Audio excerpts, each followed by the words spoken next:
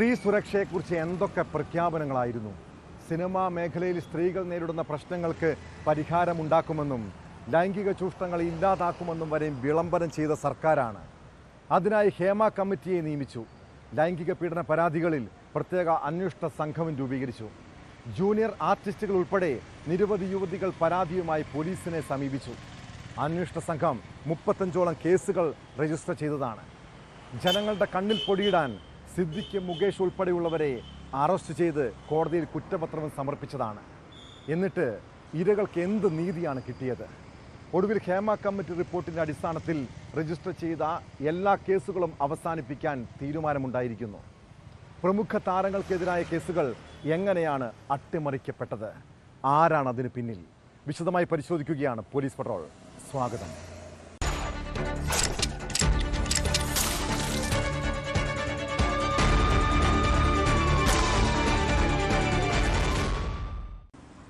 Hema committee റിപ്പോർട്ടും ലൈംഗിക പീഡന പരാതികളും മലയാള സിനിമാ മേഖലയെ പിടിച്ചു കുലുക്കിയതാണ്.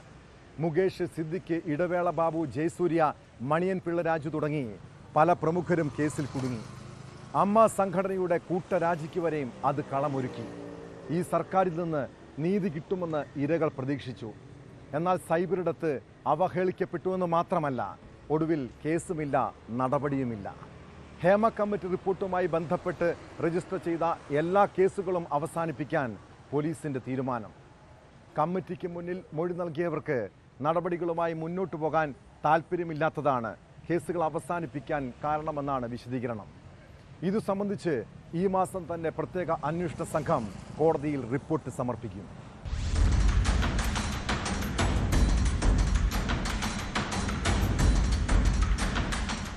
മലയാള സിനിമാ മേഖലയെ കടുത്ത പ്രതിസന്ധിയിലാക്കിയാണ് ഹേമ കമ്മിറ്റി റിപ്പോർട്ടിന്റെ ചില ഭാഗങ്ങൾ പുറത്തു വന്നത്.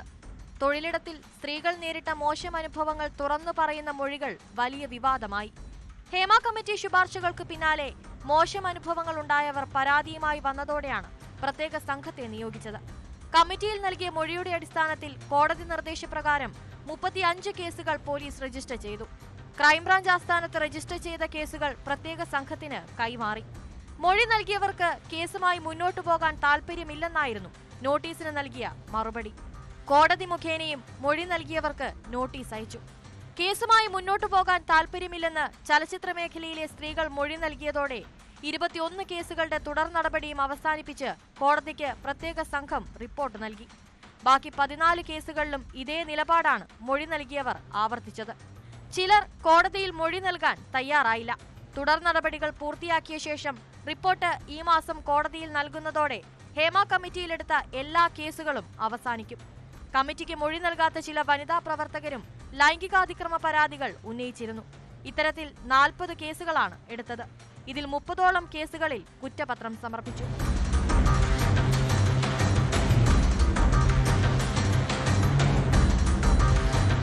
News desk, news 18.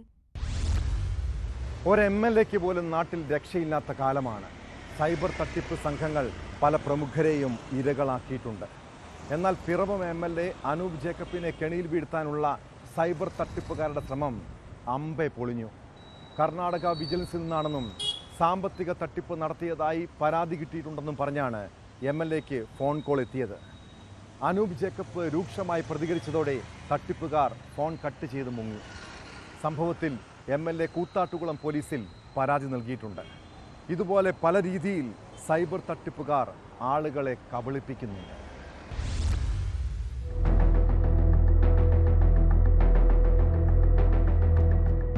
Piravom MLA Anoop ജേക്കബിന്റെ പേരിൽ മറ്റൊരു ഫോൺ നമ്പർ രജിസ്റ്റർ ചെയ്തിട്ടുണ്ടെന്നും ആ നമ്പറിൽ നിന്ന് പലരെയും ഭീഷണിപ്പെടുത്തി സാമ്പത്തിക തട്ടിപ്പ് നടത്തിയതായി പരാതി ലഭിച്ചതിനാൽ നിലവിലുള്ള നമ്പർ ബ്ലോക്ക് ചെയ്യുകയാണെന്നും പറഞ്ഞാണ് ഫോൺ കോൾ വന്നത്. ബാംഗ്ലൂരു വിജിലൻസ് ടെലികമ്മ്യൂണിക്കേഷൻസ് വിഭാഗം PRO ആണെന്ന് വിളിച്ചയാൾ പരിചയപ്പെടുത്തി. അഖിലേഷ് ശർമ്മ എന്നാണ് പേര് പറഞ്ഞത്. താങ്കൾക്കെതിരെ കേസ് രജിസ്റ്റർ ചെയ്യുമെന്ന് ഭീഷണിപ്പെടുത്തുകയും ചെയ്തു. ഇതിൽ നിന്നും ഒഴിവാക്കാൻ പിഴ അടയ്ക്കണമെന്നായിരുന്നു തട്ടിപ്പുകാരുടെ ആവശ്യം. പിന്നാലെ MLA രൂക്ഷമായി പ്രതികരിച്ചതോടെ തട്ടിപ്പുകാർ ഫോൺ കട്ട് ചെയ്തു. തിരികെ വിളിക്കാൻ ശ്രമിച്ചെങ്കിലും ഫോൺ എടുത്തില്ല. സാമ്പത്തിക തട്ടിപ്പിന് MLA ഇരയാക്കാനുള്ള ശ്രമമായിരുന്നു. തുടർന്ന് അനൂപ് ജേക്കബ് കൂത്താട്ടുകുളം പോലീസിൽ പരാതി നൽകിയിട്ടുണ്ട്. ബാംഗ്ലൂർ ടെലികമ്മ്യൂണിക്കേഷന്റെ വിജിലൻസ് വിഭാഗം PRO ആണെന്ന് പറഞ്ഞ് സ്വയം പരിചയപ്പെടുത്തിയാണ് ഈ പറയുന്ന വ്യക്തി, ഒരു അഖിലേഷ് ശർമ്മ എന്ന് പറയുന്ന വ്യക്തി എന്ന് സ്വയം പരിചയപ്പെടുത്തുന്ന ആൾ വിളിക്കുന്നത്. ഇപ്പോൾ എൻ്റെ പേരിൽ മറ്റൊരു ഫോൺ രജിസ്റ്റർ ചെയ്തിട്ടുണ്ട്. ആ ഫോൺ നമ്പറിൽ നിന്ന് അനവധി പേരെ ഭീഷണിപ്പെടുത്തുകയും പണം ആവശ്യപ്പെടുകയും ചെയ്തതായി, അതായത് സാമ്പത്തിക തട്ടിപ്പിന് ശ്രമിച്ചതായി അവർക്ക് പരാതി ലഭിച്ചിട്ടുണ്ട്. അപ്പോൾ ആ പരാതിയുടെ അടിസ്ഥാനത്തിൽ എൻ്റെ ടെലിഫോൺസ്, എൻ്റെ ഫോൺ നമ്പർ ബ്ലോക്ക് ചെയ്യാൻ പോവുകയാണ് എന്നാണ് ഈ കക്ഷി പറയുന്നത്. അതില്ല എന്നുണ്ടെങ്കിൽ നിങ്ങളത് ഫൈൻ അടയ്ക്കണം തുടങ്ങിയ കാര്യങ്ങളാണ്. അപ്പോൾ സ്വാഭാവികമായിട്ടും അതിൻ്റെ അകത്ത് എനിക്ക് ഒരു പത്രങ്ങളിലൊക്കെ ഇത് വായിക്കുന്നതുള്ളത് കൊണ്ടും ഇങ്ങനെയുള്ള തട്ടിപ്പിനെ കുറിച്ച് കേൾക്കുന്നുള്ളത് കൊണ്ടും ഞാൻ അവെയറായി ഈ വിഷയത്തെക്കുറിച്ച് അങ്ങോട്ട് ഇദ്ദേഹത്തോട് ചോദിച്ചു. താങ്കൾ ആരാണ്, എന്താണ്, എൻ്റെ ഡീറ്റെയിൽസ് ഒക്കെ ചോദിച്ചു. ഒരുപാട് കാര്യങ്ങൾ അങ്ങോട്ട് ചോദിച്ചപ്പോൾ, ക്രോസ് ചെയ്തപ്പോൾ അദ്ദേഹത്തിന് മറുപടിയില്ല. നിങ്ങൾ എന്ത് നിയമത്തിൻ്റെ അടിസ്ഥാനത്തിലാണ് എൻ്റെ ഫോൺ ബ്ലോക്ക് ചെയ്യാൻ പോകുന്നത്, അതിനുള്ള അധികാരം നിങ്ങൾക്ക് എന്താണ്, തുടങ്ങിയ അനവധി കാര്യങ്ങൾ അങ്ങോട്ട് ചോദിച്ചപ്പോൾ അദ്ദേഹത്തിന് വ്യക്തമായൊരു മറുപടി പറയാതെ വീണ്ടും കർക്കശമായി തന്നെ ഈ കക്ഷിയോട് സംസാരിക്കേണ്ടതായിട്ട് വന്നു. അതിനുശേഷം പുള്ളി ഫോൺ കട്ട് ചെയ്തു. ഫോൺ കട്ട് ചെയ്തിട്ട് ഞാൻ തിരിച്ച് ആ നമ്പറിലേക്ക് പല വട്ടം വിളിച്ചു. അപ്പോഴെല്ലാം ഫോൺ റിങ് ചെയ്തിട്ട് ഇങ്ങനെ വേറെ ടോൺ അടിച്ചങ്ങ് നിന്നു പോവാണത്. ഫോൺ കിട്ടുന്നുണ്ടാവുന്നില്ല. ഞായറാഴ്ച രാവിലെ 10-ന് MLA ഫോണിൽ വിളിച്ച് മേൽവിലാസം തിരക്കിയിരുന്നു. MLA ആണെന്ന് അറിയാതെ ഭീഷണിപ്പെടുത്തി പണം തട്ടാനുള്ള ശ്രമമായിരുന്നെന്ന് കരുതുന്നു. ഇത്തരത്തിൽ ആഴ്ചയിൽ 3 പരാതിയെങ്കിലും കൂത്താട്ടുകുളം പോലീസ് സ്റ്റേഷനിൽ എത്താറുണ്ടെന്ന് SHO പറഞ്ഞതായും MLA അറിയിച്ചു.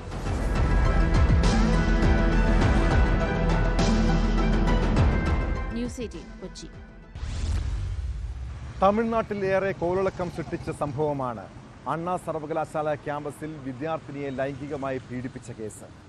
2ാം വർഷ എഞ്ചിനീയറിംഗ് വിദ്യാർത്ഥിനിയെ കഴിഞ്ഞ ഡിസംബർ 23-ന് രാത്രി സുഹൃത്തിനൊപ്പം ഹോസ്റ്റലിലേക്ക് മടങ്ങും വഴിയാണ് ഭീഷണിപ്പെടുത്തി പീഡനത്തിന് ഇരയാക്കിയത്. കേസിൽ 6 മാസം പൂർത്തിയാകും മുൻപേ പ്രതിക്ക് കോടതി ശിക്ഷ വിധിച്ചിരിക്കുന്നു. പ്രതി ജ്ഞാനശേഖരന് ജീവപര്യന്തം തടവും 90,000 രൂപ പിഴയുമാണ് ശിക്ഷ. പ്രതിയെ 30 വർഷം പൂർത്തിയാകാതെ പുറത്തുവിടരുതെന്നും ചെന്നൈ മഹിളാ കോടതിയുടെ ഉത്തരവിലുണ്ട്.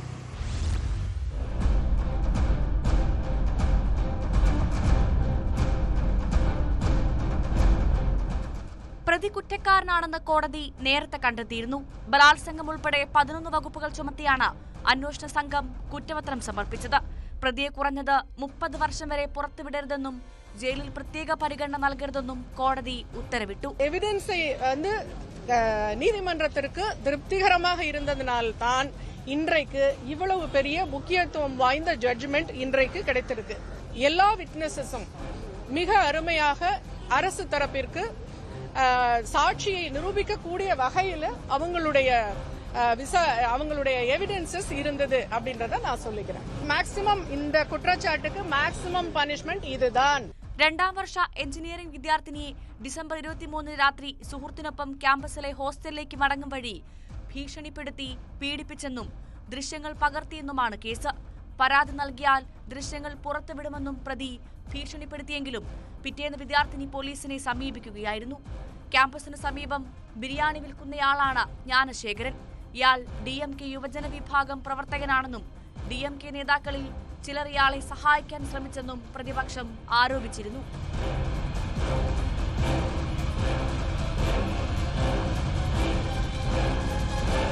News desk, news 18. തിരുവനന്തപുരം വെങ്ങാനൂരിൽ നാട്ടുകാരിൽ ഭീതി പരത്തി മനുഷ്യന്റെ തലയോട്ടിയും അസ്ഥികൂടവും. വെണ്ണിയൂർ ഭാഗത്തെ ആളൊഴിഞ്ഞ പറമ്പിലാണ് തലയോട്ടിയും അസ്ഥികൂടവും വസ്ത്രങ്ങളും കണ്ടെത്തിയത്. എന്നാൽ ഇത് സ്ത്രീയുടേതോ പുരുഷൻ്റെതോ എന്ന് സ്ഥിരീകരണം വന്നിട്ടില്ല. പ്രദേശത്ത് നിന്ന് 1 മാസം മുൻപ് കാണാതായ ജോയി എന്നയാളാണ് മരിച്ചതെന്നാണ് സംശയം. അതുകൊണ്ട് തന്നെ ജോയിയെ കേന്ദ്രീകരിച്ചാണ് പോലീസ് അന്വേഷണം നടക്കുന്നത്. മൃതദേഹം ആരുടേതാണെന്നും സംഭവം കൊലപാതകമാണോ എന്നതടക്കമുള്ള കാര്യങ്ങൾ ഫോറൻസിക് പോസ്റ്റ്മോർട്ടം റിപ്പോർട്ടുകൾ വന്നതിന് ശേഷമേ വ്യക്തമാകൂ എന്നാണ് പോലീസ് പറയുന്നത്.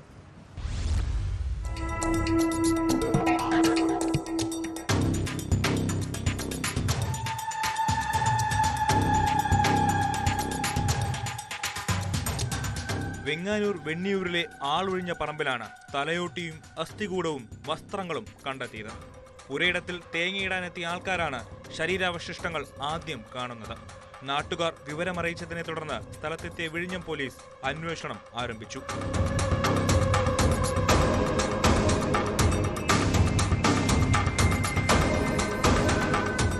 അസ്ഥികൂടം ആരുടേതെന്ന് തിരിച്ചറിഞ്ഞിട്ടില്ല. എന്നാൽ പ്രദേശത്ത് ജോയി എന്നയാൾ 1 മാസമായി മിസ്സിംഗ് ആണ്.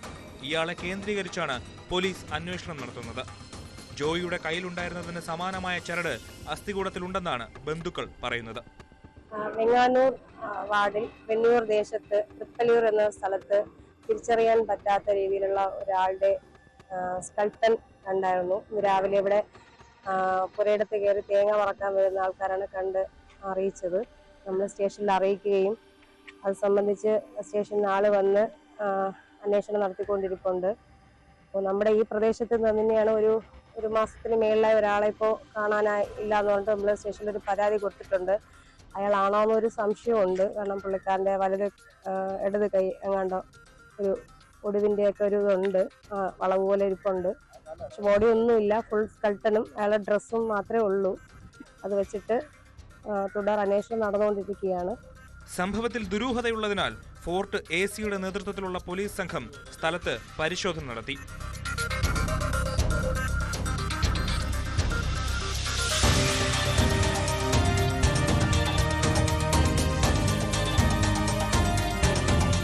ന്യൂസ് 18 തിരുവനന്തപുരം. കേരളത്തിലെ നിരവധി പ്രമുഖരെ പല കേസുകളുടെയും പേര് പറഞ്ഞ് കുറച്ചുനാൾ ED വിരട്ടിയതാണ്. ഇപ്പോൾ EDക്ക് പേടി വിജിലൻസിനെയാണ്. കൈക്കൂലി കേസിൽ ED അസിസ്റ്റന്റ് ഡയറക്ടർ പ്രതിയായതോടെ വിജിലൻസും കളത്തിലിറങ്ങി. അഴിമതി കേസിലെ വിവരശേഖരണത്തിൻ്റെ ഭാഗമായി അന്വേഷണ സംഘം EDയുടെ കൊച്ചി ഓഫീസിലെത്തി നോട്ടീസ് നൽകി. കേസുകളുടെ കൂടുതൽ വിവരങ്ങൾ ലഭിക്കാനാണ് നോട്ടീസ് നൽകിയതെന്നാണ് വിജിലൻസിൻ്റെ വിശദീകരണം. കൂടുതൽ ഉദ്യോഗസ്ഥർക്ക് കൈക്കൂലി ഇടപാടിൽ പങ്കുണ്ടോ എന്നും അന്വേഷിക്കുന്നുണ്ട്. അതിനിടെ 1-ാം പ്രതിയായ ശേഖർ കുമാറിൻ്റെ അറസ്റ്റ് ഹൈക്കോടതി തടഞ്ഞു.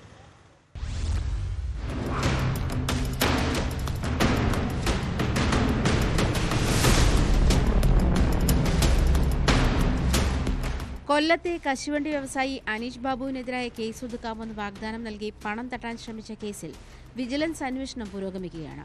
ഇതിന്റെ ഭാഗമായാണ് കൈക്കൂലി കേസിലെ രേഖകൾ ആവശ്യപ്പെട്ട് EDയുടെ കൊച്ചിയിലെ ഓഫീസിൽ നേരിട്ടെത്തി വിജിലൻസ് സംഘം നോട്ടീസ് കൈമാറിയത്. വിജിലൻസ് കേസിലെ പരാതിക്കാരനെതിരെ ED നേരത്തെ രജിസ്റ്റർ ചെയ്ത കള്ളപ്പണ കേസിന്റെ വിശദാംശങ്ങൾ ലഭിക്കാനാണ് നോട്ടീസ് നൽകിയതെന്ന് വിജിലൻസ് SP S ശശിധരൻ വ്യക്തമാക്കി. അനീഷ് ബാബുവിന്റെ കേസുകളുമായി ബന്ധപ്പെട്ട് എന്തൊക്കെ അന്വേഷണങ്ങളും പ്രവർത്തനങ്ങളുമാണ് ED ഓഫീസിൽ നടന്നിരിക്കുന്നത് എന്നാണ് വിജിലൻസ് അന്വേഷിക്കുന്നത്. നമ്മളിന്ന് സ്പെസിഫിക് ആയിട്ട് വേണ്ട റെക്കോർഡ്സ് എന്നൊക്കെയാണ് അത് തരണം എന്ന് പറയാൻ വേണ്ടിയിട്ട് നമ്മുടെ ഓഫീസേഴ്സ് ഒരു ലെറ്റർ കൊടുക്കാൻ പോയതാണ്. അല്ലാതെ അവിടെ ഒരു പരിശോധനയൊന്നും ഉണ്ടായിരുന്നില്ല. അങ്ങനെ കുറച്ച് കാര്യങ്ങളുണ്ട്. നമ്മൾ സ്പെസിഫിക് ആയിട്ട് നമുക്ക് ഈ കേസിലേക്ക് വേണ്ട കാര്യങ്ങൾ, അത്യാവശ്യം വേണ്ട കാര്യങ്ങൾ അനുവദിച്ചു തരണം എന്ന് പറഞ്ഞിട്ടാണ് നമ്മൾ ഇപ്പോൾ ഇന്ന് പോയി ലെറ്റർ കൊടുത്തത്. അതേസമയം കേസിൽ വിജിലൻസ് 1-ാം പ്രതിയാക്കിയ എൻഫോഴ്സ്മെന്റ് ഡയറക്ടറേറ്റ് ഉദ്യോഗസ്ഥന്റെ അറസ്റ്റ് ഹൈക്കോടതി തടഞ്ഞു. കേസിലെ 1-ാം പ്രതി ED അസിസ്റ്റന്റ് ഡയറക്ടർ ശേഖർ കുമാറിന്റെ അറസ്റ്റാണ് ജസ്റ്റിസ് PG അജിത് കുമാർ തടഞ്ഞത്. കേസുമായി ബന്ധപ്പെട്ട് ശേഖർ കുമാറിനെ തൽക്കാലത്തേക്ക് അറസ്റ്റ് ചെയ്യില്ലെന്ന് പ്രോസിക്യൂഷൻ അറിയിച്ചിരുന്നു. ഇക്കാര്യം രേഖപ്പെടുത്തിക്കൊണ്ടാണ് കോടതിയുടെ നടപടി.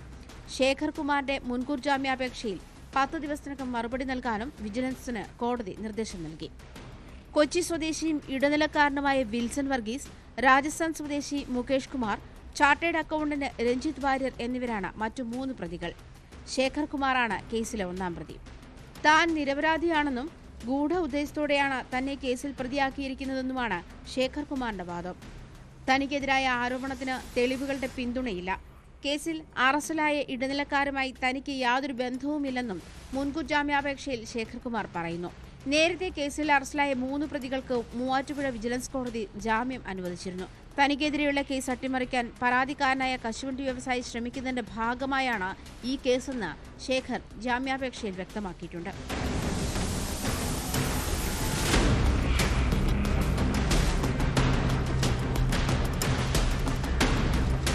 ന്യൂസ് 18 കൊച്ചി.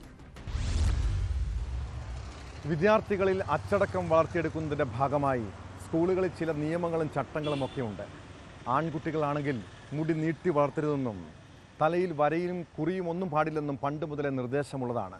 എന്നാൽ പത്തനംതിട്ട അടൂരിലെ ഒരു സ്കൂളിൽ ആദ്യ ദിവസം 9ാം ക്ലാസ്സുകാരനെ ക്ലാസ്സിൽ കയറ്റാതെ മണിക്കൂറുകളോളം പുറത്തു നിർത്തിയത് മുടി ശരിയായ രീതിയിൽ വെട്ടിയില്ലെന്ന് പറഞ്ഞാണ്. പിന്നാലെ സ്കൂൾ അധികൃതർ കുട്ടിയുടെ പിതാവിനെ വിളിച്ചു വരുത്തി. മറ്റു വിദ്യാർത്ഥികളുടെ മുന്നിൽ വെച്ച് ഇങ്ങനെ അവഹേളനം നേരിട്ടതോടെ 9ാം ക്ലാസ്സുകാരൻ്റെ മനസ്സ് കുറച്ച് വേദനിച്ചു. അവൻ്റെ അച്ഛനും അത് വല്ലാത്ത വിഷമമായി. സംഭവം വിവാദമായതോടെ തെറ്റുപറ്റിയെന്നും ഇനി ആവർത്തിക്കില്ലെന്നും പറഞ്ഞ് സ്കൂൾ അധികൃതർ ഉറപ്പ് നൽകിയതോടെ രക്ഷിതാവ് പരാതി പിൻവലിച്ചിട്ടുണ്ട്.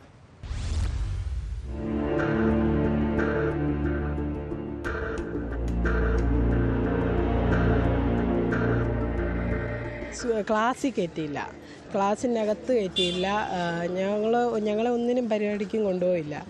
പിന്നെ ലാസ്റ്റ് കുറേ നേരം കഴിഞ്ഞപ്പോൾ ഒരു 3 മണിക്കൂർ കഴിഞ്ഞപ്പം ഫാദർ എല്ലാവരെയും അകത്ത് കയറ്റിയിട്ട് പറഞ്ഞു ഇങ്ങനെ ഇനി മേലെ ചെയ്യരുത് അങ്ങനെ പറഞ്ഞു. എന്നിട്ട് എല്ലാവരുടെ കയ്യിലും ഒപ്പും പേരും ഒക്കെ എഴുതിയെടുത്തിട്ട് ലാസ്റ്റ് തീരാറായപ്പോഴത്തേക്ക് ക്ലാസ് വിട്ടു. 9ാം ക്ലാസ് വിദ്യാർത്ഥിക്കാണ് പ്രവേശനോത്സവ ദിനത്തിൽ ദുരനുഭവം നേരിട്ടത്. സ്കൂളിന്റെ അച്ചടക്കത്തിന് വിരുദ്ധമായി മുടി വെട്ടിയെന്ന് ചൂണ്ടിക്കാട്ടിയാണ് രാവിലെ ക്ലാസ്സിൽ കയറുന്നതിൽ നിന്നും വിദ്യാർത്ഥിയെ വിലക്കിയത്. അധ്യാപകർ രക്ഷിതാവിനെ വിളിച്ച് ഉടൻ സ്കൂളിലെത്തണമെന്ന് ആവശ്യപ്പെട്ടു. സ്കൂളിന്റെ അച്ചടക്കത്തിന് അനുയോജ്യമായ രീതിയിൽ അടുത്ത ദിവസം മുടി വെട്ടാമെന്ന് അറിയിച്ച് പിതാവ് മടങ്ങി. എന്നാൽ അതിനുശേഷവും വിദ്യാർത്ഥിയെ മണിക്കൂറുകളോളം ക്ലാസ്സിന് പുറത്തു തന്നെ നിർത്തിയെന്നാണ് പരാതി. രാവിലെ കുഞ്ഞിനെ സ്കൂളിൽ കൊണ്ടുവിട്ടു. ഇന്നലെ അവൻ്റെ മുടിയൊക്കെ ഞാൻ കൊണ്ടുപോയി വെട്ടിച്ചു. രാവിലെ പുതിയ ഉടുപ്പെടുത്തൊക്കെ സന്തോഷമായിട്ട് സ്കൂളിൽ വന്നതാണ്. കയറി പോയപ്പോൾ തന്നെ 2 സാറുമാർ അവിടെ നിന്നിട്ട് അവൻ്റെ മുടിയിലൊക്കെ പിടിച്ച് വലിക്കുന്നുണ്ടായിരുന്നു. എന്നിട്ട് ഞാനങ്ങ് ജോലി സ്ഥലത്ത് പോയി കഴിഞ്ഞപ്പോൾ കുറച്ച് കഴിഞ്ഞപ്പോൾ എന്നെ റജി എന്ന് പറയുന്ന സാറ് വിളിച്ചു. അത്യാവശ്യമായിട്ട് ഇവിടെ വരണമെന്ന് പറഞ്ഞു. ഞാൻ പറഞ്ഞു സാർ എന്താണെന്ന് ചോദിച്ചപ്പോൾ മുടി വെട്ടിയത് ശരിയായില്ല എന്ന് പറഞ്ഞു. ഞാൻ പറഞ്ഞു സാറേ ഞാൻ ജോലി സ്ഥലത്ത് അങ്ങ് വന്നു പോയി, ഞാൻ അവനെ പിന്നെ വൈകിട്ട് കൊണ്ടുവന്ന് മുടി ഇച്ചിരൂടെ വേണേൽ വൃത്തിയായിട്ട് വെട്ടിക്കോളാം, എന്നെ വരുന്നതിൽ നിന്ന് ഒഴിവാക്കാൻ പറ്റുമെന്ന് ചോദിച്ചപ്പോൾ പ്രിൻസിപ്പാളിനോട് ചോദിക്കട്ടെ എന്ന് പറഞ്ഞു. പിന്നെ പുള്ളി വിളിച്ചില്ല. ഞാൻ പുള്ളിയെ പിന്നെ തിരിച്ചിങ്ങോട്ട് വിളിച്ചു പറഞ്ഞു ഇയാൾ വന്നാലേ കുഞ്ഞിനെ ക്ലാസ്സിൽ കയറ്റത്തുള്ളൂ. സംഭവം വിവാദമായതോടെ KSU പ്രവർത്തകർ പ്രതിഷേധവുമായി സ്കൂളിലെത്തി. ആദ്യഘട്ടത്തിൽ വിശദീകരണം നൽകാതെ സ്കൂൾ അധികൃതർ ഒഴിഞ്ഞുമാറി. പിന്നീട് പോലീസ് ഇടപെട്ട് നടത്തിയ ചർച്ചയിലാണ് പ്രശ്നപരിഹാരമായത്. സ്കൂളിന്റെ അച്ചടക്ക നടപടിയുടെ ഭാഗമായുള്ള കാര്യങ്ങൾ ബോധ്യപ്പെടുത്തുക മാത്രമാണ് ചെയ്തതെന്നും മോശമായി അധ്യാപകരോ മറ്റാരും പെരുമാറിയിട്ടില്ലെന്നും സ്കൂൾ അധികൃതർ വിശദീകരിച്ചു. നമ്മുടെ സ്കൂളിന്റെ ഡിസിപ്ലിന്റെ ഭാഗമാണ്. കുട്ടികളെ രാവിലെ സ്പോർട്സിന്റെ ടീച്ചേഴ്സാണ് ഇത് നോക്കുന്നത്.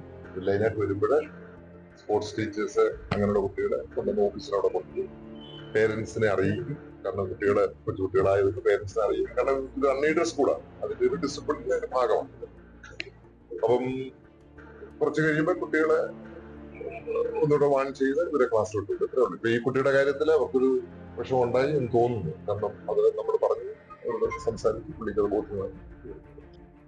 ചൈൽഡ് വെൽഫെയർ കമ്മിറ്റിക്കും പോലീസിനും പരാതി നൽകാനായിരുന്നു രക്ഷിതാവിന്റെ ആദ്യ തീരുമാനം. എന്നാൽ സ്കൂൾ അധികൃതർ തെറ്റുപറ്റിയെന്ന് സമ്മതിച്ചോടെയാണ് പരാതിയിൽ നിന്നും പിന്നീട് പിൻവാങ്ങിയത്. ഈ മുടിയുടെ പേരിലുള്ള വിഷയങ്ങൾ ഉണ്ടാകത്തില്ല എന്ന് പറഞ്ഞ് പ്രശ്നം അവസാനിപ്പിച്ചിട്ടുണ്ട്. ഞങ്ങളെ പരാതി പിൻവലിക്കാനാണ് തീരുമാനം. ഇല്ല, അത് പിന്നെ അവന്റെ മുടി വെട്ടുന്നതായിട്ട് സംബന്ധിച്ച് മുടി വെട്ടിയത് ശരിയായില്ലെന്നുള്ള ഒരു ഇവിടുത്തെ രീതി അനുസരിച്ച് വെട്ടിയില്ല എന്നുള്ള ഒരു പരാതിയായിരുന്നു. തെറ്റായിപ്പോയി സമ്മതിച്ചു. ഇനി അങ്ങനെയുള്ള പ്രശ്നങ്ങൾ ഉണ്ടാകത്തില്ല എന്നൊരു ഉറപ്പാണ്. ന്യൂസ് 18 പത്തനംതിട്ട. കോഴിക്കോട് കൊടുവള്ളിയിൽ നിന്ന് യുവാവിനെ തട്ടിക്കൊണ്ടുപോയി തടങ്കലിൽ വെച്ച കേസ് നാട്ടിൽ ആശങ്ക പരത്തിയതാണ്. കൊടുവള്ളി സ്വദേശി അന്നൂസ് റോഷനെ ഒരാഴ്ചക്കകം മോചിപ്പിച്ചെങ്കിലും ആരാണ് തട്ടിക്കൊണ്ടുപോയതെന്ന കാര്യത്തിൽ കൃത്യമായ വിവരം പോലീസിന് ലഭിച്ചിരുന്നില്ല. പിന്നീട് പോലീസ് CCTV ദൃശ്യങ്ങളും യുവാവിൻ്റെ മൊഴിയും കേന്ദ്രീകരിച്ച് അന്വേഷണം നടത്തി. ഒടുവിൽ യുവാവിനെ തട്ടിക്കൊണ്ടുപോയ ദിവസം വീട്ടിൽ ബൈക്കിലെത്തിയ ആളെ പോലീസ് അറസ്റ്റ് ചെയ്തിരിക്കുന്നു. മലപ്പുറം കൊണ്ടോട്ടി സ്വദേശി മുഹമ്മദ് നിയാസിനെയാണ് കൊടുവള്ളി പോലീസ് പിടികൂടിയത്. സംഭവം നടന്ന ശേഷം ഒളിവിൽ പോയ ഇയാളെ കർണാടക കേരള അതിർത്തിയിൽ വെച്ചാണ് പോലീസ് കസ്റ്റഡിയിലെടുത്തത്.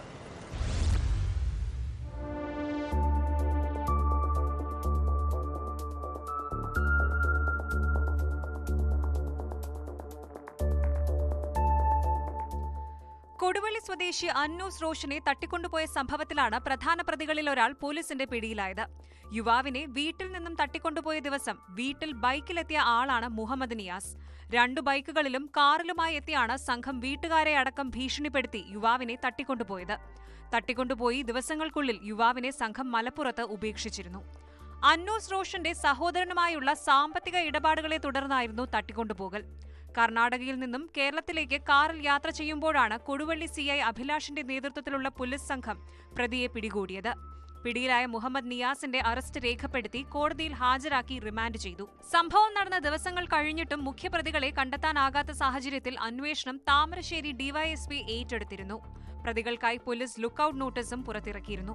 കേസുമായി ബന്ധപ്പെട്ട് നേരത്തെ 3 പേരെ കൊടുവള്ളി പോലീസ് അറസ്റ്റ് ചെയ്തിരുന്നുവെങ്കിലും അവർക്ക് കൃത്യമായി നേരിട്ട് പങ്കില്ലെന്ന് കണ്ടെത്തിയിരുന്നു.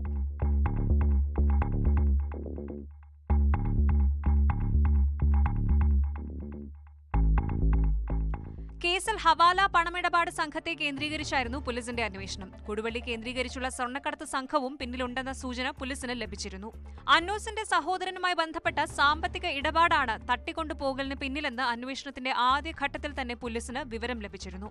പ്രധാന പ്രതികളിൽ ഒരാൾ പിടിയിലായ സാഹചര്യത്തിൽ മറ്റു പ്രതികളെ ഉടൻ കണ്ടെത്താനാകുമെന്ന പ്രതീക്ഷയിലാണ് അന്വേഷണ സംഘം. അന്നൂസ് റോഷനെ തടങ്കലിൽ വെച്ച ശേഷം തിരികെ കൊണ്ടോട്ടിയിലേക്ക് കൊണ്ടുവരുന്ന സമയത്ത് കാറിൽ ഡ്രൈവർക്ക് പുറമെ 2 പേർ കൂടി ഉണ്ടായിരുന്നുവെന്ന മൊഴി കണക്കിലെടുത്തും പോലീസ് അന്വേഷണം നടത്തുന്നുണ്ട്. കാറിൽ വെച്ച് ഉറങ്ങുന്ന സമയത്ത് ഇവർ 2 പേർ കാറിൽ നിന്നും ഇറങ്ങിപ്പോയി എന്നാണ് അന്നൂസ് റോഷൻ നേരത്തെ പോലീസിന് മൊഴി നൽകിയത്. ഇതിനെക്കുറിച്ച് അന്വേഷിക്കുന്നതിന് അന്നൂസ് റോഷനെ കേരളത്തിലേക്ക് കൊണ്ടുവന്ന കർണാടക സ്വദേശിയായ കാർ ഡ്രൈവറിൽ നിന്നും വിവരങ്ങൾ ശേഖരിക്കുന്നുണ്ട്.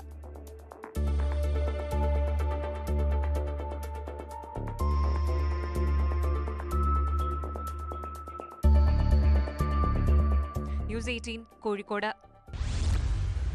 ലഹരി സംഘങ്ങൾ ഇപ്പോൾ സ്ത്രീകളെ ഉപയോഗിച്ചാണ് പല ഇടപാടുകളും നടത്തുന്നത്. യുവതികളെ ക്യാരിയർമാരാക്കിയാൽ പോലീസോ എക്സൈസോ സംശയിക്കാറില്ല. അതുകൊണ്ടാണ് ആലപ്പുഴ സ്വദേശി സിയ MDMA കടത്താൻ ഭാര്യയെ കൂട്ടുപിടിച്ചത്. ഭാര്യയെ സഞ്ജുമോളുടെ ബാഗിൽ ഒളിപ്പിച്ചാണ് ബംഗളൂരുവിൽ നിന്നും മറ്റും ലഹരി എത്തിക്കുക. കഴിഞ്ഞ ദിവസം ആലപ്പുഴ നഗരത്തിൽ പോലീസ് നടത്തിയ പരിശോധനയിൽ ദമ്പതികൾ ലഹരിയുമായി പിടിയിലായി. ജില്ലാ ലഹരി വിരുദ്ധ സ്ക്വാഡും ആലപ്പുഴ നോർത്ത് പോലീസും ചേർന്ന് ഇവരിൽ നിന്ന് 13 ഗ്രാം MDMA കണ്ടെടുത്തു. പിടിയിലായ സിയ നിരവധി ലഹരി കേസുകളിലും അടിപിടി കേസുകളിലും പ്രതിയാണ്.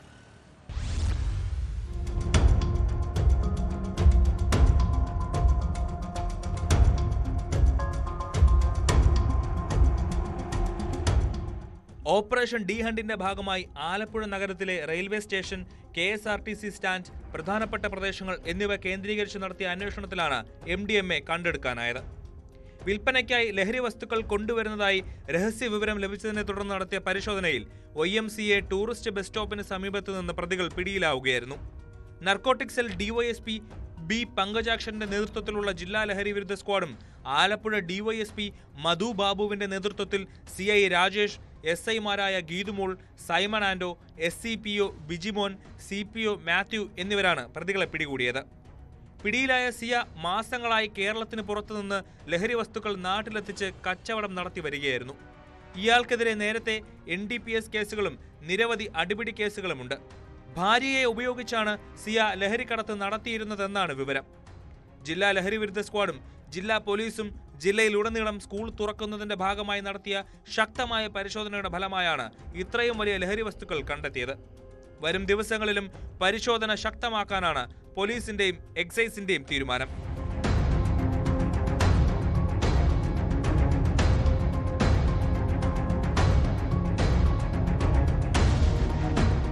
ന്യൂസ് 18 ആലപ്പുഴ.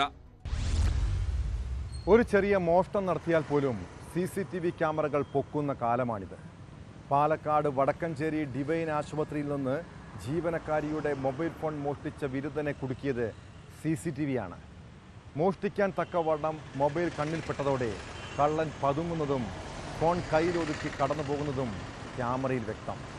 അയാളുടെ തലയ്ക്ക് മുകളിൽ എല്ലാം കണ്ടുകൊണ്ട് CCTV ഉണ്ടെന്ന് മാത്രം കള്ളൻ അറിഞ്ഞില്ല. സംഭവത്തിൽ ഫോണിൻ്റെ ഉടമയുടെ പരാതിയിൽ പോലീസ് കേസെടുത്ത് അന്വേഷണം തുടങ്ങിയിട്ടുണ്ട്.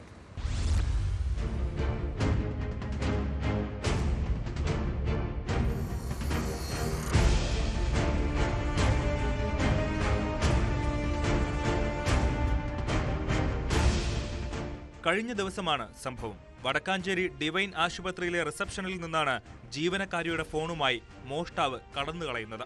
പക്ഷേ കള്ളന്റെ കഷ്ടകാലത്തിന് റിസപ്ഷനിൽ ഉണ്ടായിരുന്ന CCTV എല്ലാം ഒപ്പിയെടുത്തിരുന്നു. കാക്കി ഷർട്ടും കാവി മുണ്ടും ധരിച്ച് റിസപ്ഷനോട് ചേർന്ന കസേരയിലിരുന്ന മോഷ്ടാവിനെ ക്യാമറയിൽ വ്യക്തമായി കാണാം.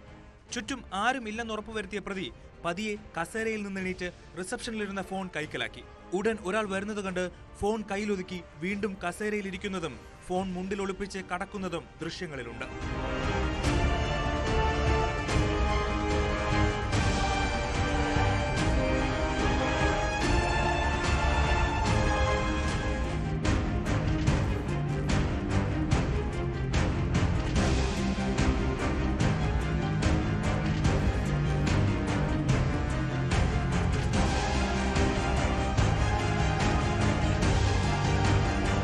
സംഭവത്തിൽ ഫോൺ ഉടമയായ ആശുപത്രി ജീവനക്കാരി വടക്കഞ്ചേരി പോലീസിൽ പരാതി നൽകിയിട്ടുണ്ട്.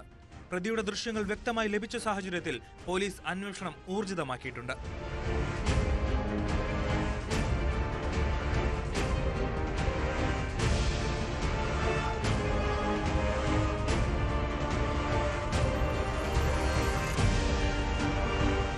ന്യൂസ് 18 പാലക്കാട്.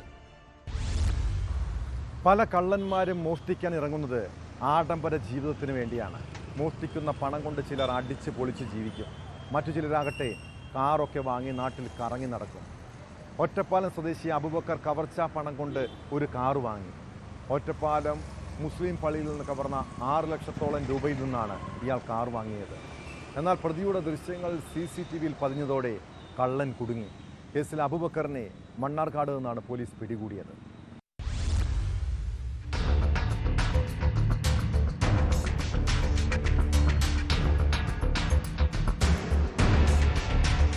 കേസിൽ അറസ്റ്റിലായ ഒറ്റപ്പാലം സ്വദേശി അബൂബക്കർ കാറുമായി അട്ടപ്പാടിയിലേക്ക് സുഹൃത്തിനെ കാണാൻ പോകുന്നതിനിടെയാണ് മണ്ണാർക്കാട്ട് നിന്ന് പിടിയിലായത്.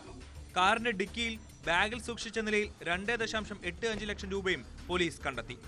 ഞായറാഴ്ച പുലർച്ചെ 4:00ഓടെയാണ് പള്ളിയിലെ ഓഫീസ് മുറിയുടെ വാതിലിന്റെ പൂട്ടും അകത്തെ അലമാരയും തകർത്ത് മോഷണം നടത്തിയത്.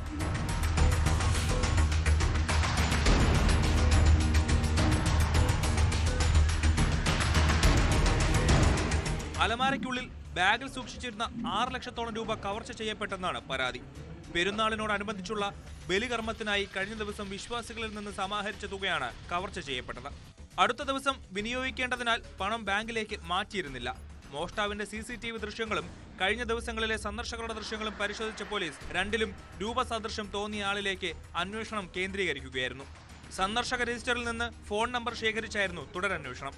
ടവർ ലൊക്കേഷൻ പിന്തുടർന്ന അന്വേഷണ സംഘം ഞായർ രാത്രി 7:00ഓടെ പ്രതിയെ പിടികൂടി. വിവാഹ രജിസ്ട്രേഷൻ സംബന്ധിച്ച നടപടികൾ അറിയാനെന്ന വ്യാജേനയാണ് ഇയാൾ നേരത്തെ പള്ളിയിലെത്തി പരിസരം വീക്ഷിച്ചിരുന്നത്.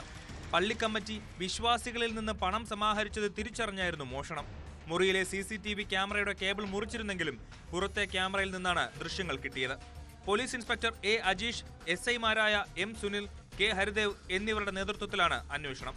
അബൂബക്കറിന്റെ പേരിൽ വിവിധ സ്റ്റേഷനുകളിലായി 20ഓളം മോഷണ കേസുകളുണ്ടെന്ന് പോലീസ് അറിയിച്ചു.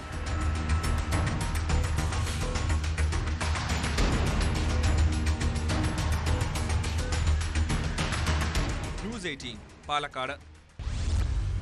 വീട് പൂട്ടി പുറത്തു പോകുന്നവർ സ്വർണവും പണവും അവിടെ സൂക്ഷിക്കരുതെന്ന് എത്ര നിർദ്ദേശം നൽകിയാലും ചിലർ കൂട്ടാക്കാറില്ല. ഒടുവിൽ വീട്ടിൽ മോഷണം സംഭവിക്കുമ്പോഴാണ് ഇതേക്കുറിച്ച് തിരിച്ചറിവുണ്ടാകുന്നത്. കണ്ണൂർ പയ്യന്നൂരിൽ അടച്ചിട്ട വീട് കുത്തി തുറന്ന് സ്വർണവും പണവും കവർന്നു. പയ്യന്നൂർ സ്വദേശിനി ഗീതയുടെ വീട്ടിലാണ് കവർച്ച നടന്നത്. ഇവർ ബംഗളൂരുവിൽ മകളുടെ അടുത്ത് പോയപ്പോഴായിരുന്നു മോഷണം. 4 പവൻ സ്വർണ്ണാഭരണവും 32,000 രൂപയും നഷ്ടപ്പെട്ടെന്നാണ് പരാതി.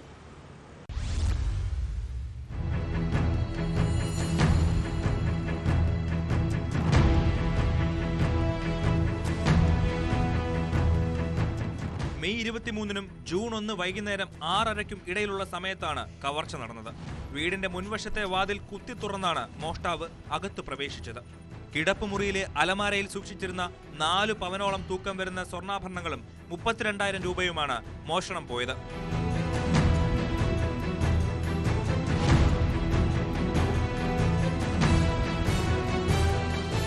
ഗീത ബാംഗ്ലൂരിൽ മകളുടെ വീട്ടിൽ പോയിരുന്നതിനാൽ കഴിഞ്ഞ ഒരാഴ്ചയായി വീട്ടിൽ ആരും ഉണ്ടായിരുന്നില്ല. ഇന്നലെ വൈകുന്നേരം 6:30-ഓടെ കാസർഗോഡ് ജോലി ചെയ്യുന്ന മകൻ എത്തിയപ്പോഴാണ് വീടിന്റെ വാതിൽ തകർത്തതായി കണ്ടത്.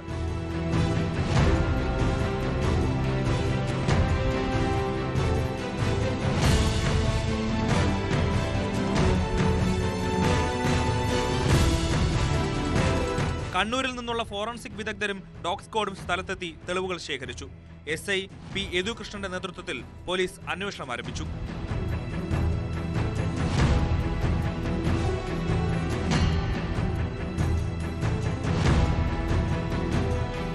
News 18 പയ്യന്നൂർ. കുടുംബ കലഹങ്ങൾ വീടുകളിൽ ചോരയും കണ്ണീരും വീഴ്ത്തുകയാണ്. ഇവിടെ പലപ്പോഴും ഇരകളാകപ്പെടുന്നത് സ്ത്രീകളാണ്.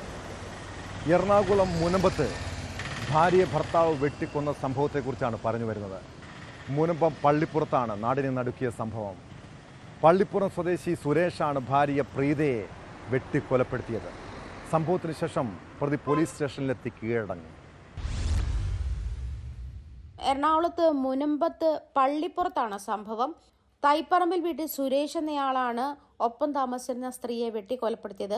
ഇദ്ദേഹത്തിന്റെ ആദ്യ ഭാര്യയുമായി പിരിഞ്ഞ് താമസിക്കുകയായിരുന്നു. ഇപ്പോൾ പങ്കാളിയോടൊപ്പമാണ് സുരേഷ് കുറച്ചുനാളായി താമസിച്ചു വരുന്നതെന്നാണ് അറിയുന്നത്. പനമ്പള്ളി നഗർ സ്വദേശി പ്രീതയാണ് കൊല്ലപ്പെട്ടത്.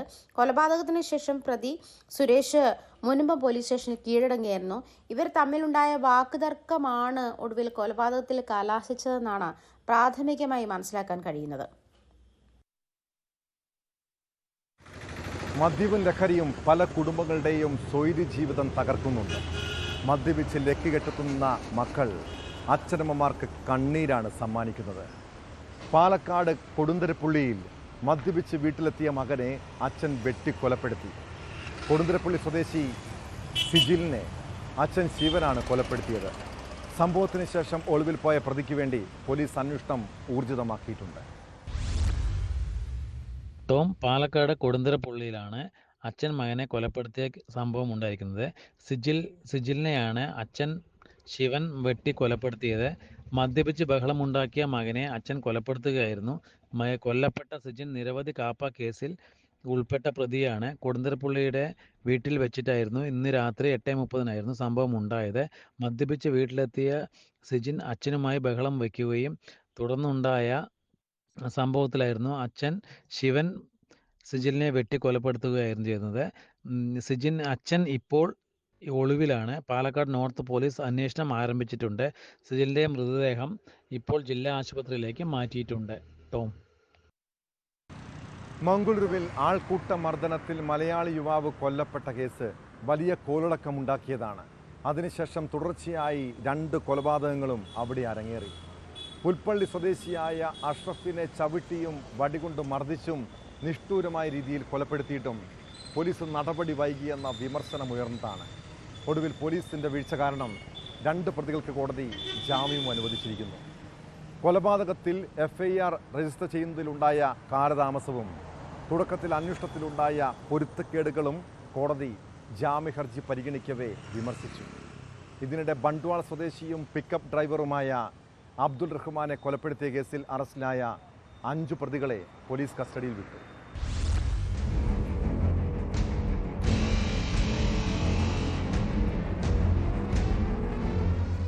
മംഗളൂരു കുടുപ്പുവിൽ ആൾക്കൂട്ട ആക്രമണത്തിൽ വയനാട് പുൽപ്പള്ളി സ്വദേശി അഷ്റഫ് കൊല്ലപ്പെട്ട കേസിൽ 2 പ്രതികൾക്ക് ജാമ്യം. കെ സുശാന്ത്, രാഹുൽ എന്നിവർക്കാണ് ദക്ഷിണ കന്നഡ അഡീഷണൽ ജില്ലാ സെഷൻസ് കോടതി ജാമ്യം അനുവദിച്ചത്. കൊലപാതകത്തിൽ FIR രജിസ്റ്റർ ചെയ്യുന്നതിലുണ്ടായ കാലതാമസവും കേസന്വേഷണത്തിന്റെ തുടക്കത്തിലുണ്ടായ പൊരുത്തക്കേടുകളും കോടതി ചൂണ്ടിക്കാട്ടി വിമർശിച്ചു. കേസിൽ 21 പേരെയാണ് പോലീസ് അറസ്റ്റ് ചെയ്തത്. ആൾക്കൂട്ട കൊല സംബന്ധിച്ച് വിവരം ലഭിച്ചിട്ടും കൃത്യസമയത്ത് മേലുദ്യോഗസ്ഥരെ അറിയിക്കുന്നതിൽ വീഴ്ച വരുത്തിയതിന് ഇൻസ്പെക്ടർ ഉൾപ്പെടെ 3 പോലീസ് ഉദ്യോഗസ്ഥരെ നേരത്തെ സസ്പെൻഡ് ചെയ്തിരുന്നു.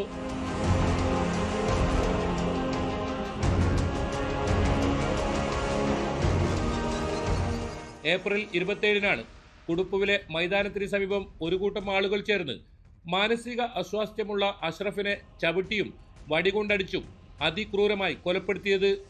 2 ദിവസത്തിന് ശേഷമായിരുന്നു ബന്ധുക്കളെത്തി മൃതദേഹം തിരിച്ചറിഞ്ഞത്.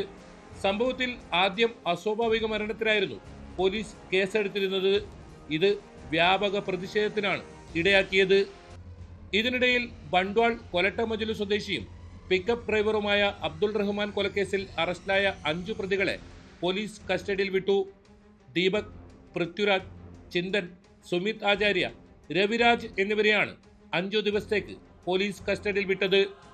കഴിഞ്ഞ മാസം 27-നാണ് അബ്ദുൾ റഹ്മാനെ ഇരക്കോടിയിൽ വെച്ച് ബൈക്കിലെത്തിയ സംഘം വെട്ടിക്കൊലപ്പെടുത്തിയത്. മണൽ ഇറക്കുന്നതിനിടെയാണ് 15ഓളം വരുന്ന സംഘം അതിക്രൂരമായി റഹ്മാനെ വെട്ടിക്കൊലപ്പെടുത്തിയത്.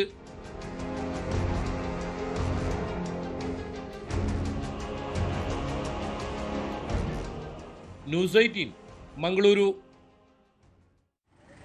യൂത്ത് ലീഗ് പ്രവർത്തകനായ അരിയിൽ ഷുക്കൂറിനെ കൊലപ്പെടുത്തിയ കേസിൽ സാക്ഷികളെ തട്ടിക്കൊണ്ടുപോയി മൊഴി മാറ്റിയെന്ന കേസ് CPMന്റെ പ്രതിക്കൂട്ടിൽ നിർത്തിയതാണ്. പ്രതികളായ P. ജയരാജനും TV രാജേഷിനുമെതിരായി മൊഴി നൽകിയവരെ പ്രതിഭാഗം അഭിഭാഷകനും CPM നേതാവും ചേർന്ന് തട്ടിക്കൊണ്ടുപോയെന്നായിരുന്നു പരാതി. കേസിൽ CPM നേതാവ് CP സലീമിനെ തെളിവുകളുടെ അഭാവത്തിൽ കോടതി വെറുതെ വിട്ടു. കേസിൽ പ്രതിയായിരുന്ന അഭിഭാഷകനായ നിക്കോളാസ് ജോസഫ് ഹൈക്കോടതിയെ സമീപിച്ചതോടെ പ്രതിസ്ഥാനത്തു നിന്നും നീക്കിയിരുന്നു.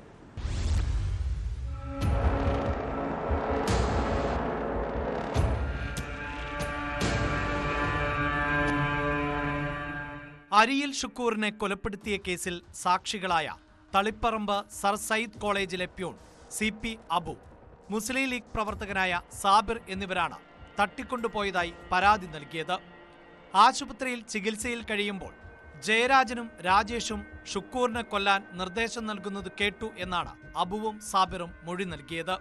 2013 സെപ്റ്റംബർ 21 അബുവിനെയും സാബിറിനെയും തളിപ്പറമ്പിൽ നിന്ന് സലീം നിർബന്ധപൂർവം കാറിൽ കയറ്റി ബക്കളത്ത് ഹോട്ടലിൽ എത്തിക്കുകയായിരുന്നു. ഹോട്ടലിൽ നിക്കോളാസ് ജോസഫും ഉണ്ടായിരുന്നു. തുടർന്ന് ഇരുവരും ഭീഷണിപ്പെടുത്തി വിവിധ കടലാസുകളിൽ 20ഓളം ഒപ്പിടുവിപ്പിച്ചു. രാത്രിയോടെ തളിപ്പറമ്പിൽ കൊണ്ടുവിട്ടു. പിറ്റേന്ന് മൊഴി മാറ്റിയെന്ന വാർത്ത വന്നപ്പോഴാണ് മൊഴി മാറ്റുന്നതിനുള്ള കടലാസുകളിലാണ് തങ്ങൾ ഒപ്പിട്ടത് എന്ന് അറിയുന്നത് എന്ന് ഇരുവരും പരാതിയിൽ പറയുന്നു. ഇതിനിടെ ഗൾഫിൽ പോയ സാബിർ പിന്നീട് കേസിൽ ഹാജരായില്ല. തളിപ്പറമ്പ് 1ാം ക്ലാസ് മജിസ്ട്രേറ്റ് ME അനുരാജാണ് പ്രതിയെ വെറുതെ വിട്ടത്. അരിയിൽ ഷുക്കൂർ വധക്കേസിലെ പ്രതിഭാഗം അഭിഭാഷകനായ നിക്കോളാസ് ജോസഫും തട്ടിക്കൊണ്ടുപോയ കേസിൽ പ്രതിയായിരുന്നു. എന്നാൽ ഹൈക്കോടതിയെ സമീപിച്ചതിനെ തുടർന്ന് നിക്കോളാസ് ജോസഫിനെ പ്രതിസ്ഥാനത്ത് നിന്നും നീക്കിയിരുന്നു.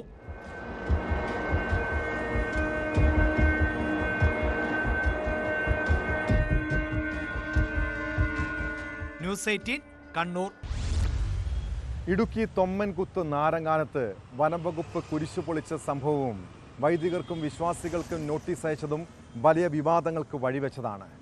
ഭരണ പ്രതിപക്ഷ പാർട്ടികൾ പ്രതിഷേധവുമായി രംഗത്തുമെത്തിയിരുന്നു.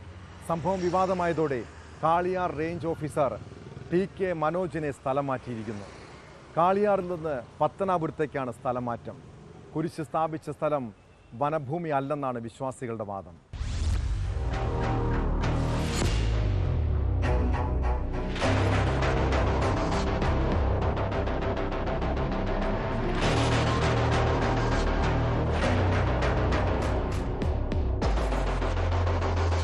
ഇക്കഴിഞ്ഞ ഏപ്രിൽ 11 നാരങ്ങാനത്ത് തൊമ്മൻകുത്ത് സെന്റ് തോമസ് പള്ളിയുടെ നേതൃത്വത്തിൽ കുരിശ് സ്ഥാപിച്ചത്. പിറ്റേ ദിവസം തന്നെ കുരിശ് വനം വകുപ്പ് പൊളിച്ചു നീക്കുകയും ചെയ്തു. കുരിശ് സ്ഥാപിച്ച സ്ഥലം കൈവശ ഭൂമിയാണെന്നാണ് പ്രദേശവാസികളുടെ വാദം. എന്നാൽ വനഭൂമിയാണെന്ന് വനം വകുപ്പും പറയുന്നു. കുരിശ് പൊളിച്ച് വനം വകുപ്പിന്റെ നടപടിയിൽ വ്യാപക പ്രതിഷേധമാണ് വരുന്നത്. തുടർന്ന് ഇടവക വിശ്വാസികൾ ദുഃഖവെള്ളിയാഴ്ച ദിനത്തിൽ കുരിശ് സ്ഥാപിച്ച സ്ഥലത്തേക്ക് കുരിശിന്റെ വഴിയും സംഘടിപ്പിച്ചിരുന്നു. ഇതേ തുടർന്ന് കോതമംഗലം രൂപത വികാരി ജനറൽ, തൊമ്മൻകുത്ത് സെന്റ് തോമസ് പള്ളി വികാരി എന്നിവർക്കെതിരെ വനം വകുപ്പ് കേസെടുത്തു. കുരിശ് നീക്കം ചെയ്ത വനം വകുപ്പിന്റെ നടപടിക്കെതിരെയും വിശ്വാസികൾ ഉൾപ്പെടെയുള്ളവർക്കെതിരെ കേസെടുത്ത നടപടിയിലും പ്രതിഷേധിച്ച് പ്രദേശവാസികൾ സമരം സംഘടിപ്പിച്ചു. CPM, കോൺഗ്രസ് അടക്കമുള്ള പാർട്ടികളും കാളിയാർ റേഞ്ച് ഓഫീസർക്കെതിരെ സമരം നടത്തി. വനം വകുപ്പ് കേസെടുത്തവർക്കെതിരെ കഴിഞ്ഞ ദിവസങ്ങളിൽ നോട്ടീസ് നൽകിയിരുന്നു. എന്നാൽ നോട്ടീസ് നൽകി പിറ്റേ ദിവസം തന്നെ പ്രതികളാക്കപ്പെട്ടവർക്ക് തൽക്കാലം നോട്ടീസ് നൽകേണ്ട എന്ന് ഉന്നത ഉദ്യോഗസ്ഥർ നിർദ്ദേശം നൽകി. കാളിയാർ റേഞ്ച് ഓഫീസർക്കെതിരെ വ്യാപക പ്രതിഷേധവും ഉയർന്നിരുന്നു. റേഞ്ച് ഓഫീസിലേക്ക് 2 തവണ സമരവും സംഘടിപ്പിച്ചു. ഇതിനു പുറമെയാണ് റേഞ്ച് ഓഫീസറെ സ്ഥലം മാറ്റിയുള്ള ഉത്തരവ് പുറത്തിറങ്ങിയത്. റേഞ്ച് ഓഫീസർ TK മനോജിനെ പത്തനാപുരത്തേക്കാണ് സ്ഥലം മാറ്റിയത്.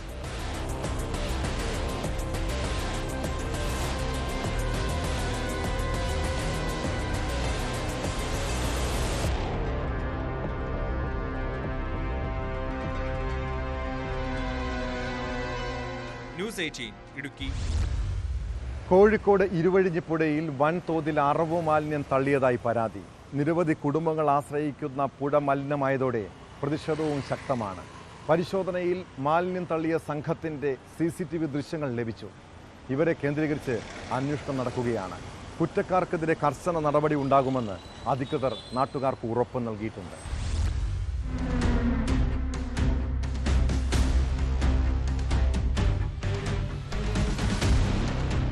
അരീക്കോട് പാലത്തിന് സമീപത്തു നിന്നാണ് പുഴയിലേക്ക് മാലിന്യം തള്ളിയത്. നൂറുകണക്കിന് കുടുംബങ്ങൾ കുടിവെള്ളത്തിനടക്കം ആശ്രയിക്കുന്ന പുഴയിലാണ് ലോഡ് കണക്കിന് മാലിന്യം തള്ളിയത്. ഇതിന് സമീപത്തായി പമ്പ് ഹൗസുമുണ്ട്. പ്രദേശത്ത് അസഹ്യമായ ദുർഗന്ധമാണ്. നാട്ടുകാർ മുക്കം പോലീസിലും കാരശ്ശേരി പഞ്ചായത്തിലും പരാതി നൽകി.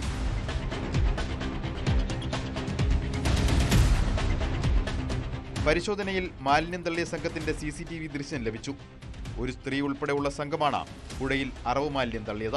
മുക്കം പോലീസ്, കാരശ്ശേരി പഞ്ചായത്ത് സെക്രട്ടറി എന്നിവർ സ്ഥലത്തെത്തി പരിശോധന നടത്തി. കുറ്റക്കാർക്കെതിരെ കർശന നടപടി ഉണ്ടാകുമെന്ന് അധികൃതർ ഉറപ്പ് നൽകിയിട്ടുണ്ട്.